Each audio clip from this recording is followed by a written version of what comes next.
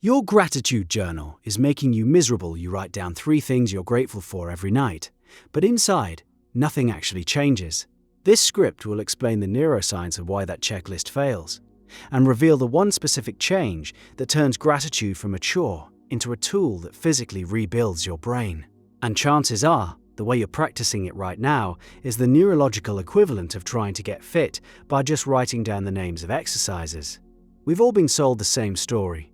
Write down what you're thankful for, and you'll feel better. It sounds simple. It sounds logical. But for so many people, the practice feels hollow. A performance for a diary that isn't listening. The reason it fails is because your brain makes a sharp distinction between acknowledging a fact and experiencing a feeling. Stating, "I am grateful for my home," is a cognitive act. It's an entry on a balance sheet. Your brain processes it like any other piece of trivia, filing it away with little emotional weight. It's like reading a recipe instead of tasting the food. The words are there, but the experience is missing. Neuroscientists can see this split on a brain scan. A brain that is simply thinking about gratitude looks very different from a brain that is feeling it. And what those scans revealed is that only one of them actually rewires the hardware. When you experience a genuine feeling of gratitude, it's not just a fleeting mood. It's a full-blown neurological event. Key areas of your brain light up, especially the medial prefrontal cortex. This region is involved in what scientists call value judgment and social reward. When you feel truly thankful for someone's help, your brain is essentially screaming, "This is valuable. This person is valuable." Remember this connection. It's a powerful signal for social bonding. At the same time, the anterior cingulate cortex activates. This area is linked to emotion, empathy, and even moral reasoning. It's the part of you that registers the kindness behind an act. When both these regions fire together in response to a feeling of gratitude, they start to strengthen their connections. It's a perfect example of a fundamental law of neuroscience. Neurons that fire together, wire together. Each jolt of genuine gratitude is a workout for this specific circuit, making it stronger, faster, and more easily activated in the future. It's a biochemical cascade. The feeling triggers a release of dopamine, the neurotransmitter of reward and motivation, and serotonin, which helps regulate mood. This is why real gratitude feels good. It's your brain rewarding itself for noticing something positive. The mental checklist rarely provides a strong enough stimulus to kickstart this entire process. But this raises a problem. You can't just force a feeling on command. So how do you cross the gap from a sterile list to a genuine brain-changing emotion? The answer was found not in wellness journals, but in studies of people navigating extreme trauma. Researchers working with veterans found that the key to unlocking genuine emotion was specificity. Extreme, granular sensory specificity.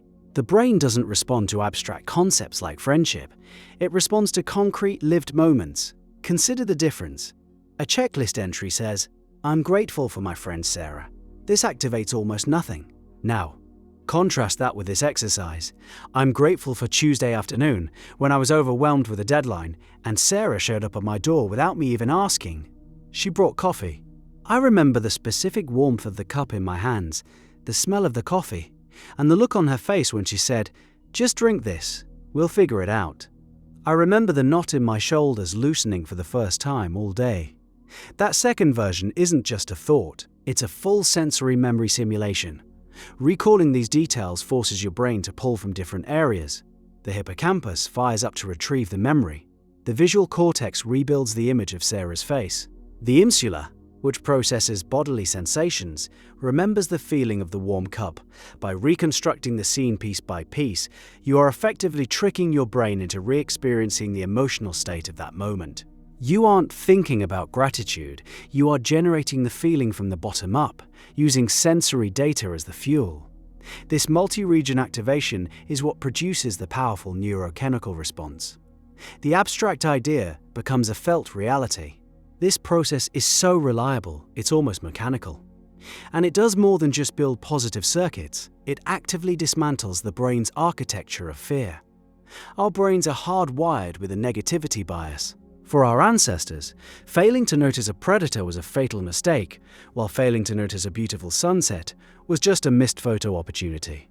This survival mechanism lives on in your amygdala, the brain's smoke detector for threats. In modern life, That threat can be an angry email, a looming bill, or a critical comment.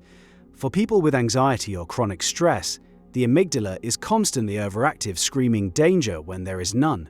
This is the engine of rumination and worry. The practice of felt gratitude provides a direct counter mechanism.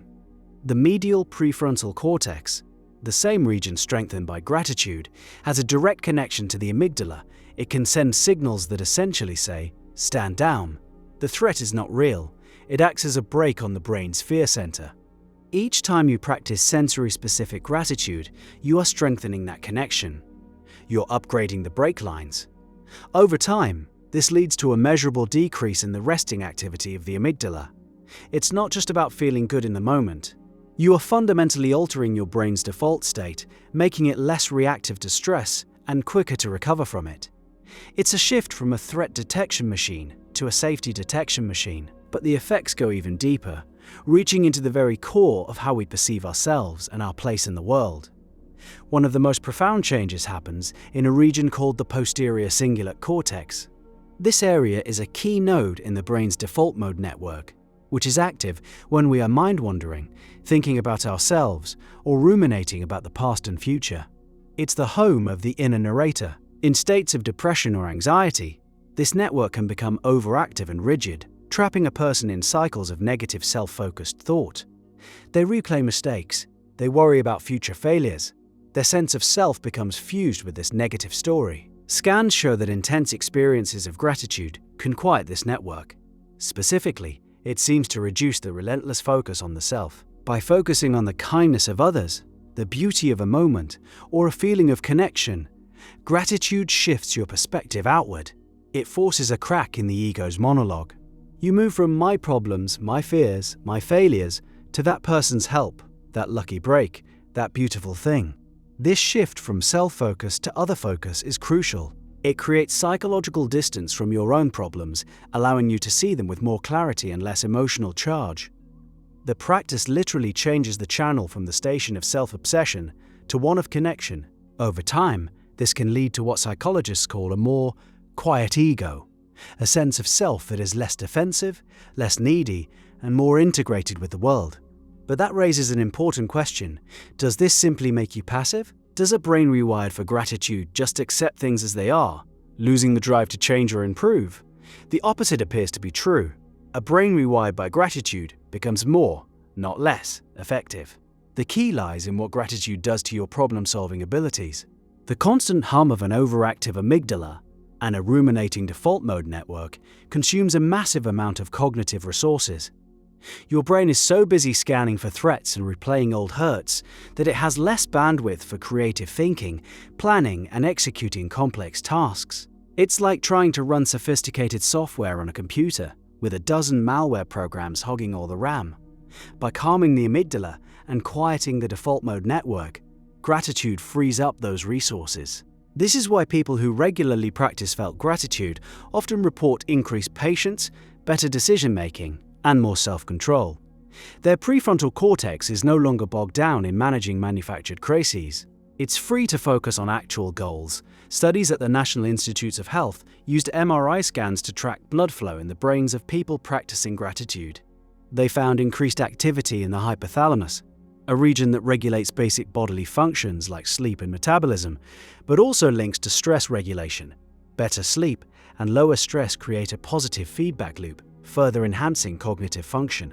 A grateful brain isn't a complacent brain, it's an efficient brain. And this efficiency creates one final, unexpected change. It alters the very way you perceive time. When you're trapped in anxiety or rumination, your perception of time warps. The future feels threatening, and the past feels heavy with regret. The present moment barely registers. It's a state psychologists call mental time travel gone wrong. You're living everywhere but here. The sensory-specific nature of felt gratitude practice is a powerful anchor to the present. By forcing your attention onto the concrete details of a past positive event, you are training your brain to inhabit the now with more intensity. You're building your capacity for mindfulness as a side effect. This has a direct impact on your experience of everyday life. Small positive events, which your anxiety-driven brain would normally filter out, start to register: the taste of your morning coffee, A moment of quiet before the day begins, a brief friendly interaction. Your brain, rewired to seek and value positive inputs, begins to notice them everywhere. This creates a feeling that life is fuller and more abundant, even if your external circumstances haven't changed at all. You haven't changed the world, you've changed the brain that perceives the world. So the checklist in your journal isn't useless, it's just incomplete. It's the prompt, not the exercise. The real work happens after you write the words.